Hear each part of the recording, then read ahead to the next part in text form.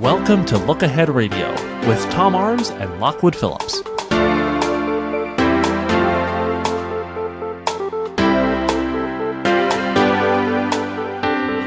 Joining us here in just a moment will be Tom Arms of Look Ahead Radio as we begin Viewpoints Around the World. But before we get to that here on the talk station, I do want to remind you of several things.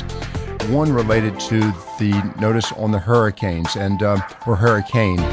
This is a serious storm. Do pay close attention to the weather reports. We have seen a variety of models indicating right now that North Carolina coastline may not be directly impacted. However, a glancing blow possibly. But I do want to just make mention of this. This is not something to ignore. And you heard a few moments ago, and I just saw a story. There is some question as to folks becoming rather complacent about preparatory work for this hurricane. Do not. Do be aware. Do be prepared. This is a major storm. So while every indication is that we will not have a direct impact, it is something to pay close attention to. I just want to mention that several times here throughout the program. The other item, and one that I failed to mention at the opening of the program, we've had the recent arrival of First Lady Hillary. Yes, she was once First Lady Hillary Clinton, Michelle Obama. In North Carolina. Well, President Barack Obama is returning to North Carolina next week.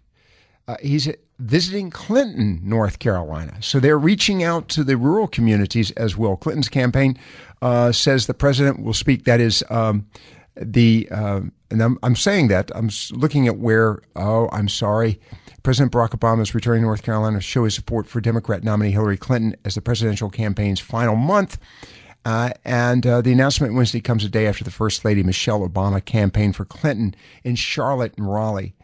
We do not know where he is going to be arriving. Apparently, he may be coming to Charlotte as well. Moving into the metropolitan communities, of course, this shows a full-on press for North Carolina's voters. It's an indication of how important North Carolina is in the upcoming campaign. All right, we are now joined, of course, by Tom Arms, and as always, to remind you about the program being brought to you by a great group of sponsors, Advanced Water Systems, the people that bring you Connecticut, folks that are practically reinventing water, and Floyd's 1921 Restaurant. And with that, I do have to mention the phone numbers because this program is live. You're welcome to call in. 252 area code 247-7282. That's 247-7282. 910 area code 353-4674. 353-4674.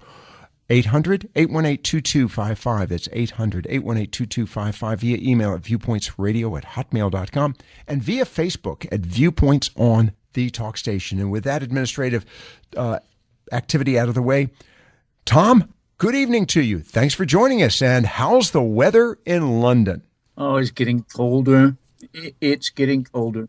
Yeah, I go out. I try and go out every morning, go cycling for an hour or two, and my constitutional cycle along the Thames, past the Houses of Parliament and everything. And in the summer, it was really nice. I get out there in my shorts and my T-shirt and everything else, and now I'm having to put my sweater on and my gloves and. It can't be that cold. It is at 7 o'clock in the morning.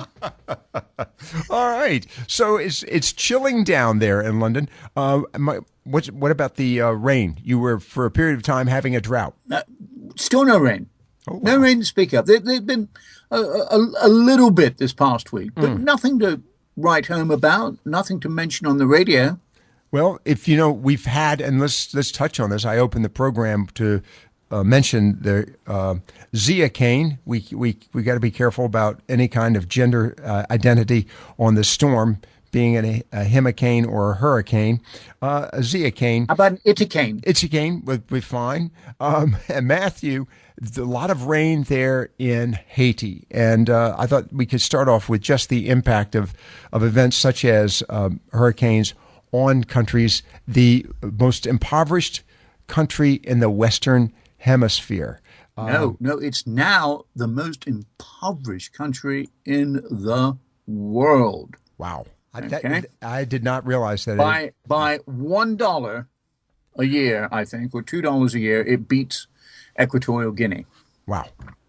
This is, and it's a shame. It's a country that has had opportunities, but either due to international diplomacy, or for that matter, internal politics, has just been a torturous experience for its population.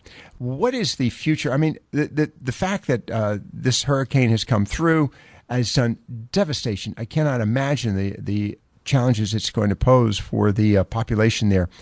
Such as Haiti, is that a concern for the international community? Well, yes. I mean, all these countries are concerned, these poor countries, because they're like pressure cookers. You know, they're in danger. They're always constantly in danger of exploding. And when a country explodes, there is an overspill as the fragments go flying out all over the place. In fact, it's been exploding for years. I mean, you have in America 600,000 Haitian refugees, effectively refugees, who have fled Haiti. And what they've fled is the fact they can't make a living. Mm-hmm. They've fled earthquakes. They've fled hurricanes. They've fled cholera and dysentery. And by the way, 600,000 of them have moved to America. And by the way, the cholera situation you mentioned just a moment ago is a result of the UN. Oh, I wasn't aware of that. Yes. I didn't know the UN carried around cholera bugs. Well, apparently the UN contingent was there, and they unfortunately were carriers of cholera, and it infected the rest of the population in certain areas of Haiti. So, I mean, here's a situation where it's a country that, in spite of the best intentions of the world, it can't seem to get a break. No, I think that pretty well sums it up. The Haiti cannot get a break. And as a result, as I said, you know, you're having to take on these immigrants, and they, you know, 650,000. Wow. The fourth largest immigrant community in America, 1.5% of the population comes from Haiti.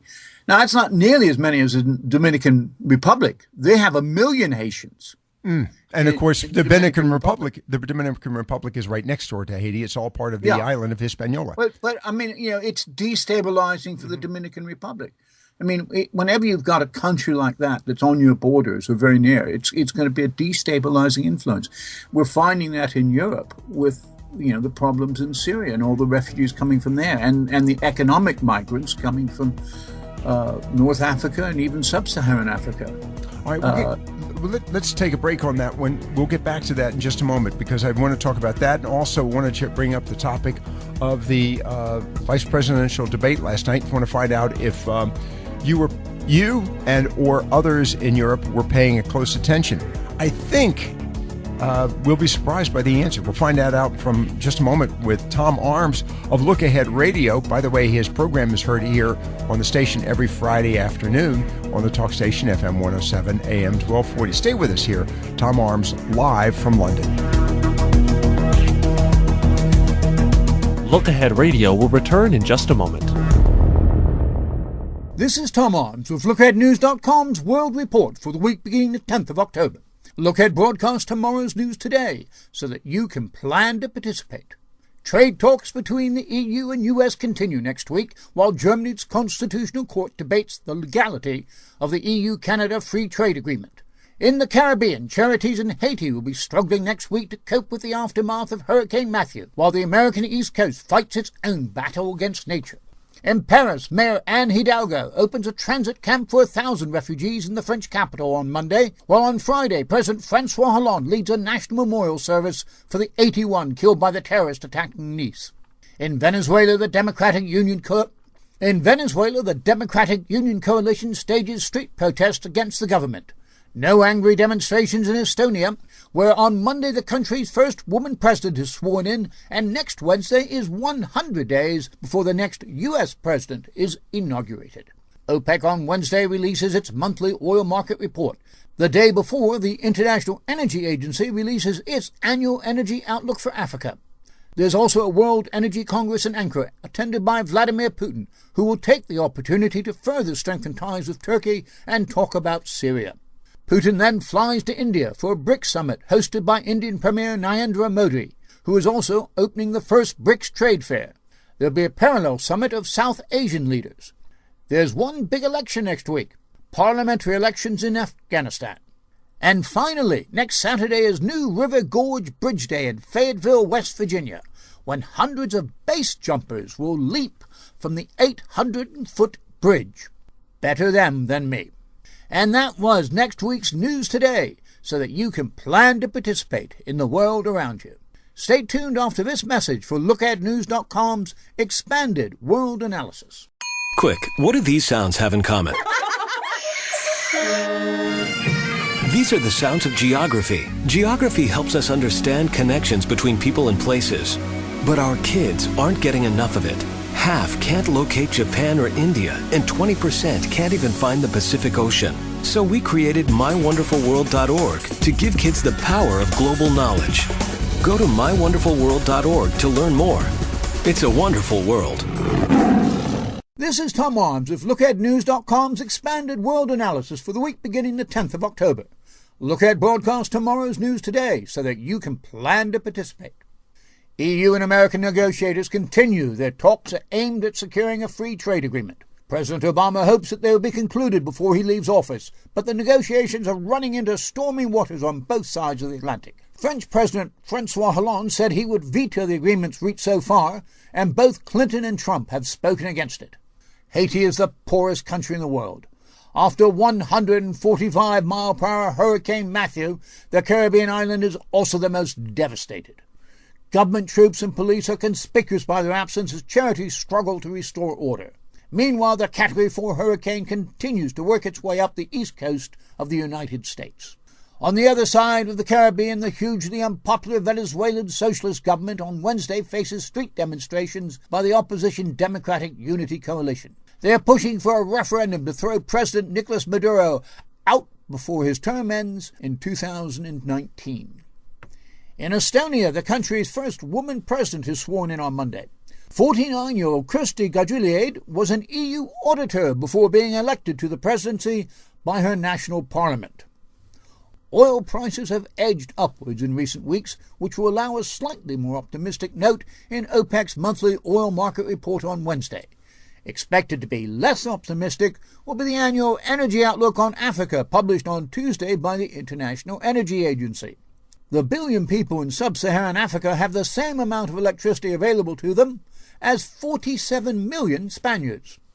Turkey plays host next week to the World Energy Congress. Among the attendees will be Russia's Vladimir Putin, but he's not going so much to attend the Congress as to cement improved relations with Turkey.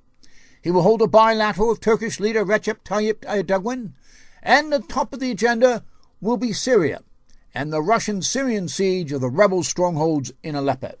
Putin's Syrian adventure will also be discussed at the 8th BRICS Summit. The leaders of Brazil, Russia, India, China, and South Africa gather in the Indian city of Panaji. Alongside the BRICS Summit will be a summit of the South Asian Association for Regional Cooperation. Conspicuous by their absence from the SAARC meeting will be Pakistan. Indo-Pakistan tensions have risen recently after cross-border terrorist attacks. In nearby Afghanistan, there will be parliamentary elections on Saturday. They were originally scheduled for June, but were postponed because of the government's ongoing war with the Taliban. And that was next week's World News Today, so that you can plan to participate in the world around you. Stay tuned for World Viewpoints from myself and Lockwood Phillips. Welcome back to Look Ahead Radio. Here is Lockwood Phillips. Viewpoints around the world with Tom Arms, live from London. And by the way, you're welcome to join us if you'd like to call in with a question, a comment, an observation. 252 area code 247-7282. 910 area code 353-4674. Toll free 800-818-2255. By the way, on the web at LookAheadNews.com, LookAheadNews.com, where he posts his blogs. And you can also hear this program, I might add. Tom, as always, we really appreciate your time this evening. By the way, it's 11:20 your time there in London. The debate last evening, it was fairly late here. What about there in Europe? Were folks paying attention? It was even later here. Yeah. But before we get on that, can I just mention there are a lot of excellent charities doing wonderful work in Haiti. They are, yes. And I just want to do a plug for one I think is doing particularly good work, which is Oxfam. And if you want to donate, you can go to oxfam.org. Spell that if you would, please. OXF for Freddie, A Apple, M Madre. Okay, Oxfam. And okay, thank you very much. All right, let's talk about the vice presidential debate. Your observations? Did you watch it? And were folks interested? You did. I knew I was going to be talking to you. I had this vague feeling you might ask me about it.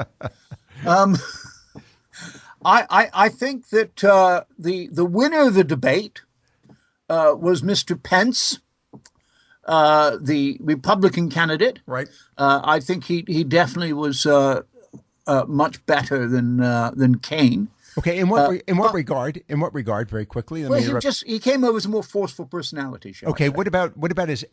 We talked earlier this afternoon about this very subject. A little frustrating. The attacks, the continuing gratuitous attacks on the candidates. They are the surrogates, of course, for the presidential candidates. But somewhere in there, did you hear anything that kind of gave you a sense that going forward, there were plans and opportunities for the U.S. and then we'll go to the world. But did you get, or was it a matter of just how the candidates handled themselves? It was more a matter of how they handled themselves. But having said that, there was certainly more discussion of policy and substantive issues, and you could see the divide between the Republican and the Democrat. It was clear that the Republicans were very conservative, and the Democrats were quite liberal. And the debate between Hillary and Donald, it was more of a slanging match, a slugfest. Mm-hmm. This still had a lot of elements of that, but there was a clear division, perhaps too much a division. There wasn't politically enough common ground between the two parties. If you have the Republicans winning control of Senate and Congress and Hillary in the White House, or vice versa, we can see that there's going to be the same problems you had in the Obama administration, that there isn't much common ground between the two main parties these days. All right, then let's talk. I understand that it was well viewed in Europe. My question is why? I mean, particularly the vice presidential. Why? Candidate. Yes. Well, you have two very old presidential candidates. You know, there's a reasonable, not very good, I'd say there's a reasonable chance that both of them might not last out their term for health reasons. Okay. You know, they might just, pop the clogs, as they say over here, or they might just become too ill to continue, in which case the vice president becomes president. And it's more likely with these two candidates than with any others in recent memory. Wow. All right. So this is still fascinating from the perspective of our offshore cousins, or if you will, our distant brothers there in the UK, but also Europe as well. All right. Let's talk about a few other items before we go to the next break, because we touched on this, and I think this is an important issue. We chatted about, or a few moments ago, the situation in Haiti and the fact that you've got so many refugees, and we'll call that word, immigrants from Haiti. But we're seeing the same situation in Europe and also now in the Middle East. And I am curious, in light of the dissatisfaction with both the European Union and the growing political threats associated with the current leadership in France and in Germany, is there a growing sense of a need to establish some form of answer to the refugee immigration problems, and what is happening in Syria as we speak? I want to get over to that as well. But is there some sense of trying to deal with this, or is it a matter of, to your point a few moments ago, just a distinct divide that does not lead to any conclusions, any real answers and solutions? Oh, absolutely. They want to deal with it. I mean, that was what Brexit was about. And at the Conservative Party conference this week, Theresa May has made it absolutely clear that she is going to control immigration numbers. That immigration is right at the top of the list. Does that mean when you say control immigration numbers, and of course we're talking Theresa May, the now heading the England, the United Kingdom? Yes. The question I have is she saying that she's going to control it in the sense of restricting access or opening access? No, restricting access. She's going to restrict access. She's talking about basically, well, the Home Secretary, Amber Rudd, gave a speech today.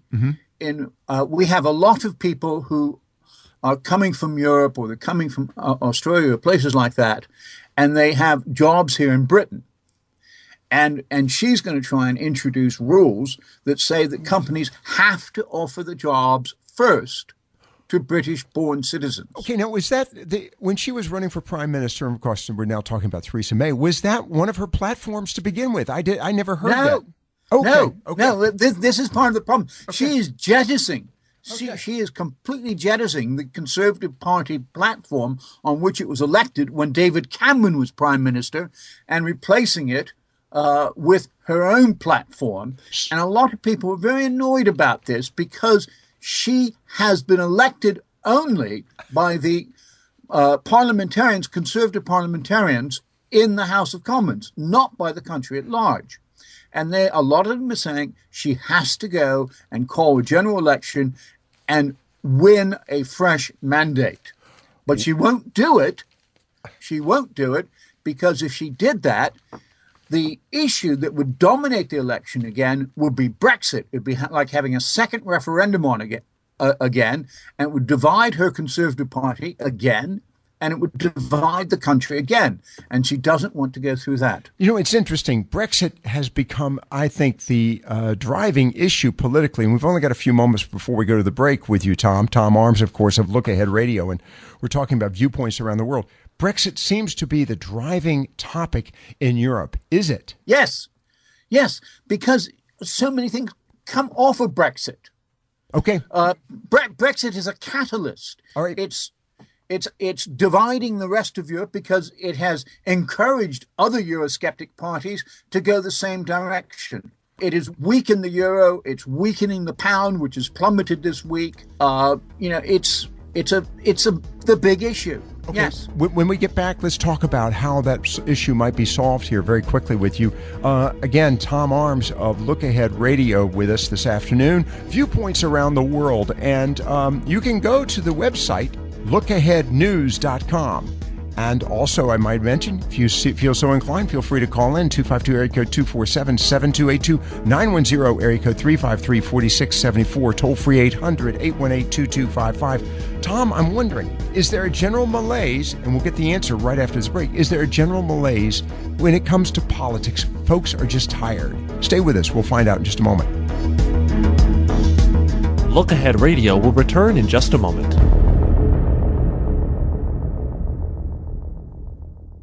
They say the best things in life are free. So, hey, why are we paying so much for our basic information and entertainment needs? The average cable TV bill has more than doubled in the last 10 years. The price of movie tickets keeps going up. So, exactly what is free today anyway? Well, you're listening to it. Local radio. Support the advertisers that support this radio station. And keep listening. We won't send you a bill. There are still some things you just shouldn't have to pay for. We now return to Look Ahead Radio. Here is Lockwood Phillips. Look Ahead Radio with Tom Arms, heard every Friday afternoon here on the Talk Station and heard at stations around the country, a growing radio program. And of course, we're joined live with Tom this afternoon, actually this evening with him, late evening. It's just a few minutes before midnight there in London, where he is comfortably ensconced. I asked a question as we were going to the break, Tom. Is the world getting a little tired? I mean, there seems to be just a lot of stress and frustration, and we're seeing this with the opinion of so many voters. You've seen with the decision to have the UK leave the European Union. I want to get to that in a moment related to trade talks. But is there a growing sense of just unrest? Yet it's not that they're fed up with politics. They're fed up with the political establishment. Okay. In fact, they are involving themselves more in politics than ever. We're getting record numbers joining political parties, but they're joining the political parties because they no longer have any faith in the traditional politicians to make decisions on their behalf. That's a good point. And I think the next topic we'll bring up has to do with the resumption of the EU and U.S. free trade talks. I think they're underway in Washington, D.C.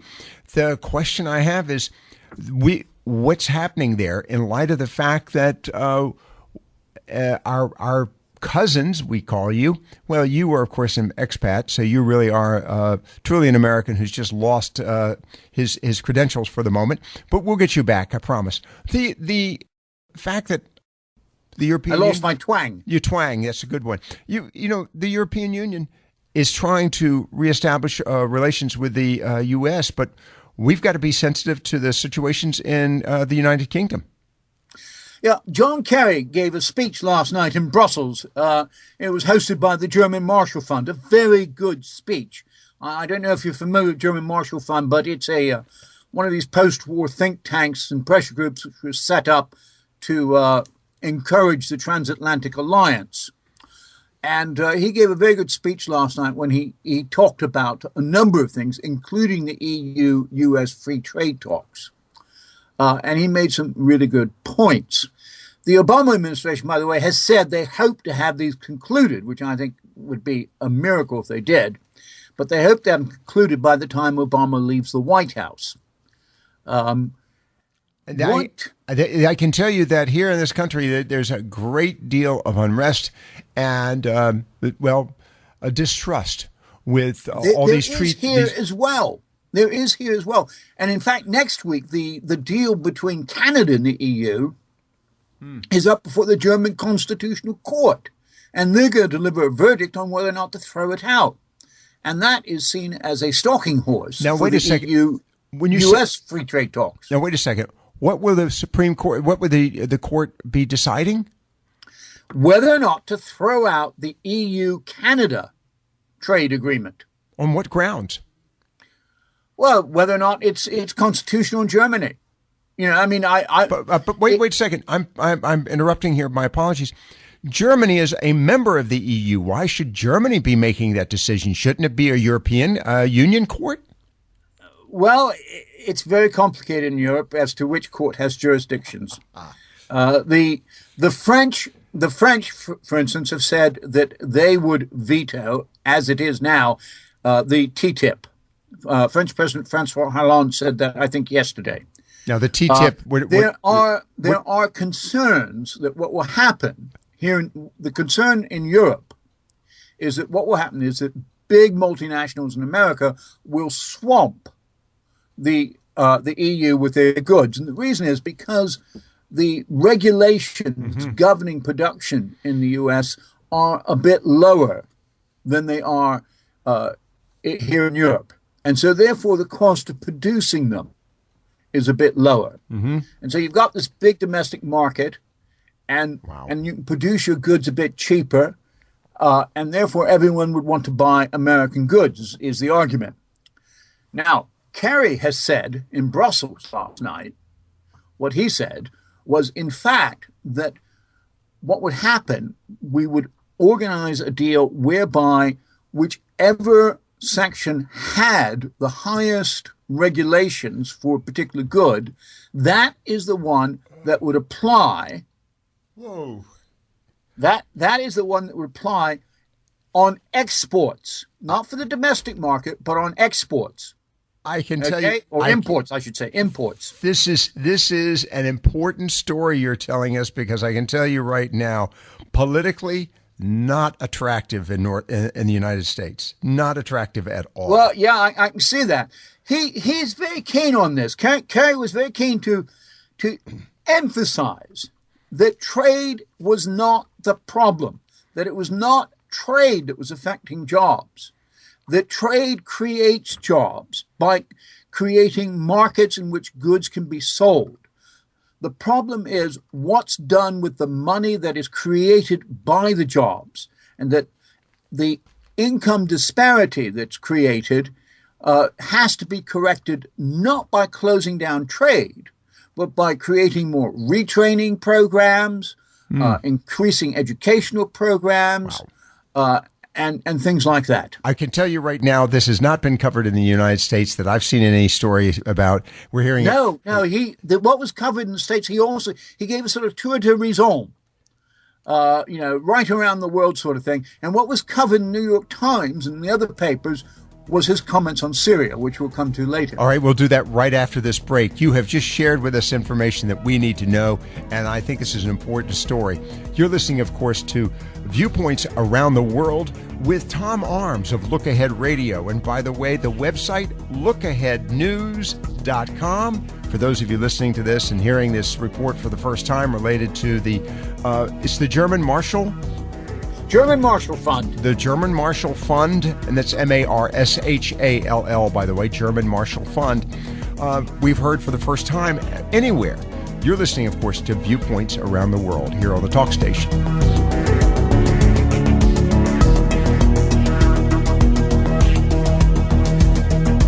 Look Ahead Radio will return in just a moment. Observations of an Expat by Tom Arms. Haiti is a land of extremes. Unfortunately, they're all the worst kind. It's extremely poor, extremely corrupt, extremely violent, and now extremely devastated. Category 4 Hurricane Matthew has swept through the island, dropped up to 3 feet of rain on mountains bereft of soil-hugging trees, and blown away whole shanty towns that wouldn't have stood up to a weak puff from the big bad wolf, let alone 145-mile-per-hour winds.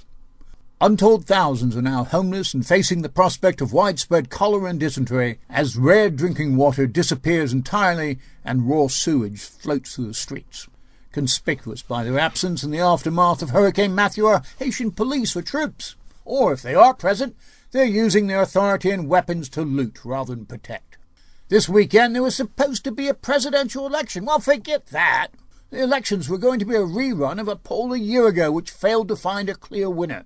Since then, the island has been the scene of a political farce, with election after election being postponed because of riots, corruption, and charges of fraud.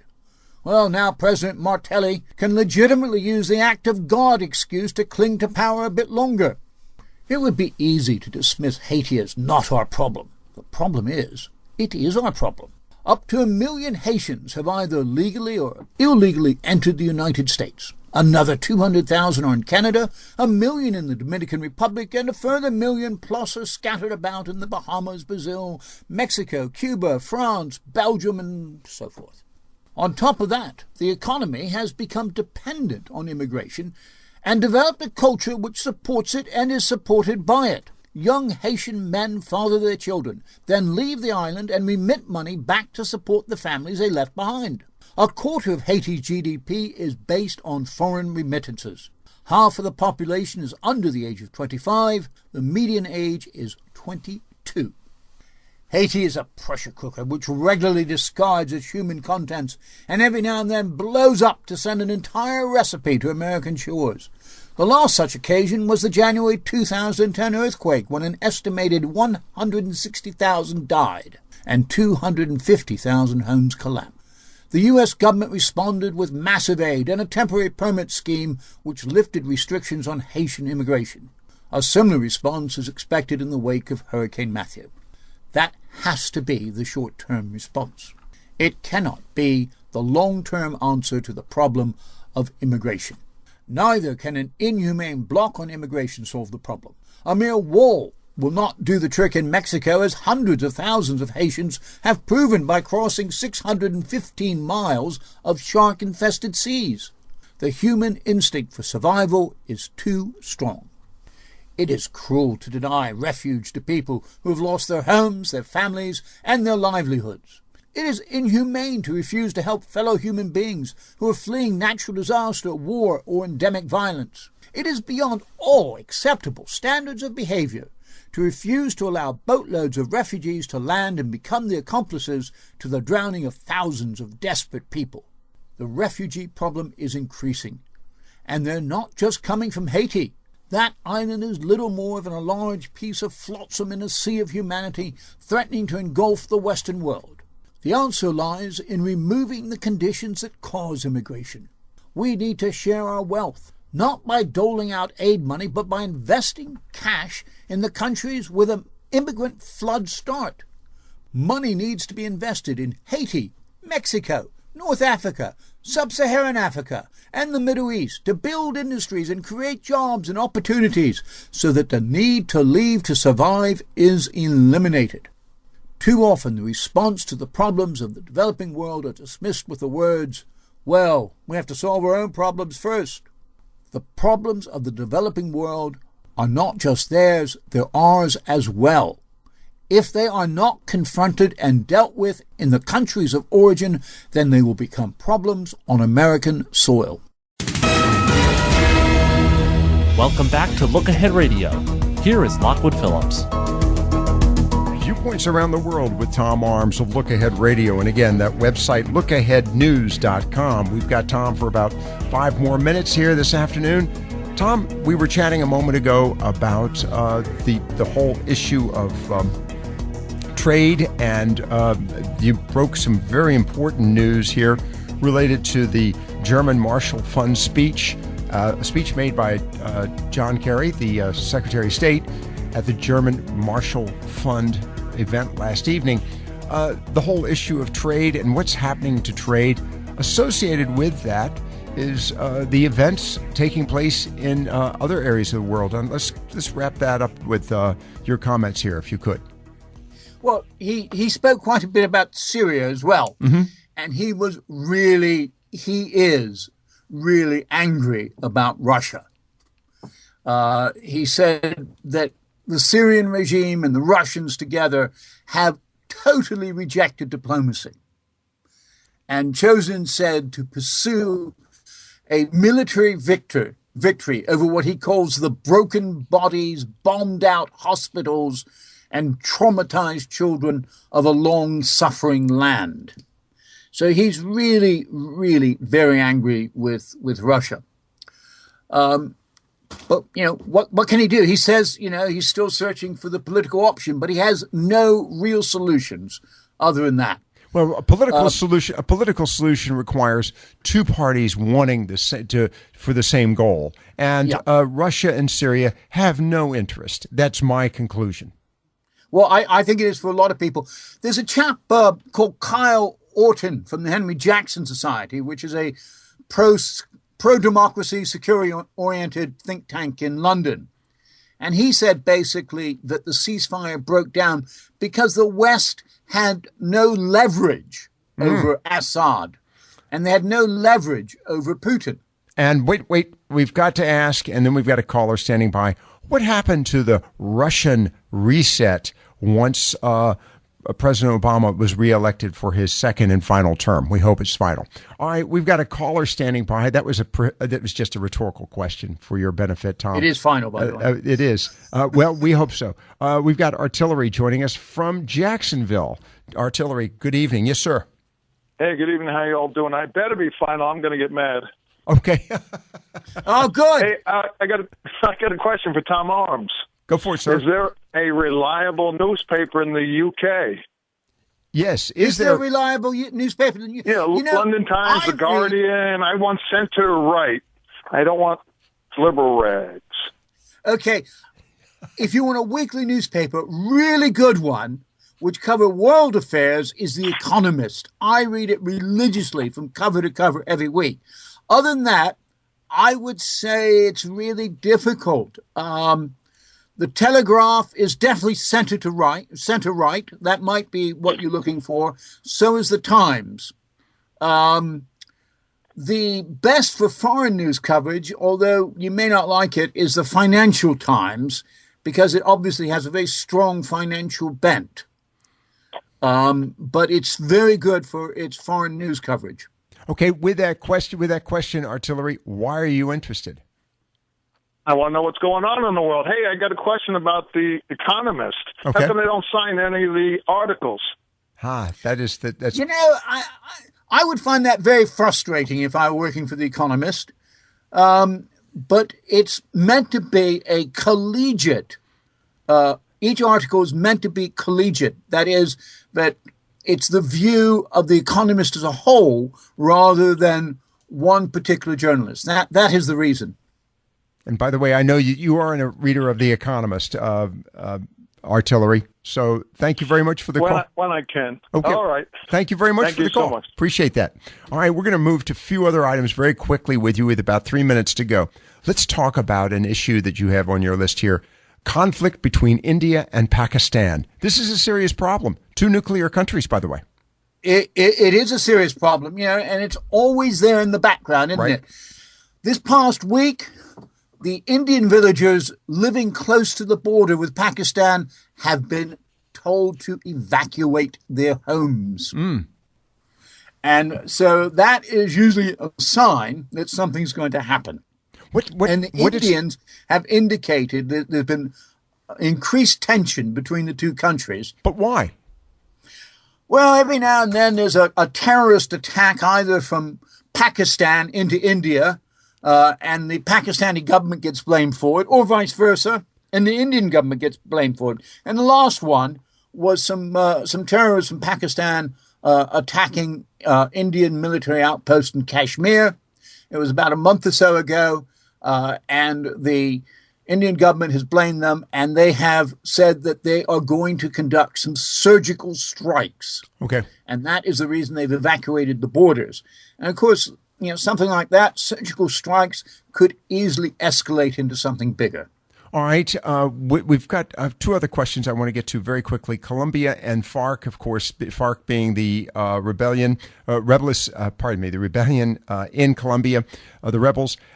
The country chose not to seek a peace accord by the narrowest of margins. Is that again an indication, back to our earlier conversation, that that the voters just no longer trust the establishment for coming to a peaceful conclusion of some of these crises? No, I don't think so. I think it's more a case of the problem of forgiving and forgetting at the end of a 50-year war. A civil war. I mean, right. There's been a lot of atrocities committed by FARC. And what it is, whenever you end anything, it has to end with an agreement. There has to be a political solution, whatever it is. Okay, and then go ahead very quickly. And people just weren't happy with the political solution. They just could not forgive FARC. Let's look very quickly at the final item. Introduction of glass walls in Chinese public toilets? I thought you'd like this one. Yeah. Shades of HB2, isn't it? Well, not quite, but continue on very quickly. About 30 seconds to go. Okay. Well, they put these in these parks in southern China where there's lots of jungles and things. And literally, the walls are made of glass. Everything is glass. So when you're sitting on the toilet, you can look out and see the beautiful scenery. Well, of course, everyone outside can look in and see you sitting on the toilet. But the problem is, in China, they don't have toilets. They have holes. They do now. Oh, they do? Oh. Yes. Oh, amazing what a little time will do in China. That's interesting. Tom Arms, of course, of Look Ahead Radio, heard every Friday afternoon here on the talk station.